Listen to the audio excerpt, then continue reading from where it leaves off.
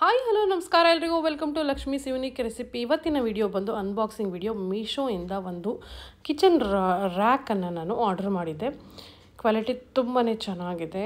ಇದು ಒಂದು ಪ್ಲಾಸ್ಟಿಕ್ ಅದು.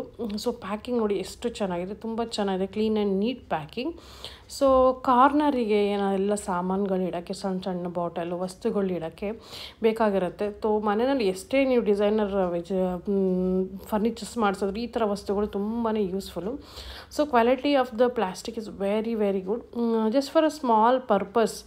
ಈಗ ಸಾಮಾನುಗಳು ತುಂಬ ಔಷಧಿ ಬಾಟಲ್ಗಳು ಮತ್ತು ಟೇಬಲ್ ಮೇಲೆ ಇಡೋಕ್ಕೆ ಕೆಚಪ್ ಬಾಟಲ್ಸ್ ಅದು ಇದು ಎಲ್ಲ ಇಡೋಕ್ಕೆ ಎಲ್ಲ ಒಂದೇ ಕಡೆ ಒಂಥರ ಗುಡ್ಡೆ ಹಾಕ್ದಂಗಿರುತ್ತೆ. ಸೊ ಹಾಗಾಗಿ ನಾನು ಬೇಕಾಗಿತ್ತು, ಇದು ತುಂಬ ಇಂಪಾರ್ಟೆಂಟ್ ಇತ್ತು ನನಗೆ.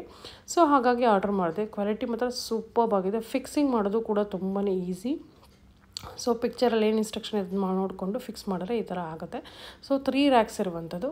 ಸೊ ತುಂಬಾ ಯೂಸ್ಫುಲ್, ನನಗಂತೂ ವೆರಿ ಇಂಪಾರ್ಟೆಂಟ್ ಇತ್ತು. ಸೊ ಹಾಗಾಗಿ ತರಿಸ್ತೆ. ಇದ್ರ ಪ್ರೈಸ್ ಬಂದು 322 ಅದು 345 ಒಳಗಡೆ ಇದೆ.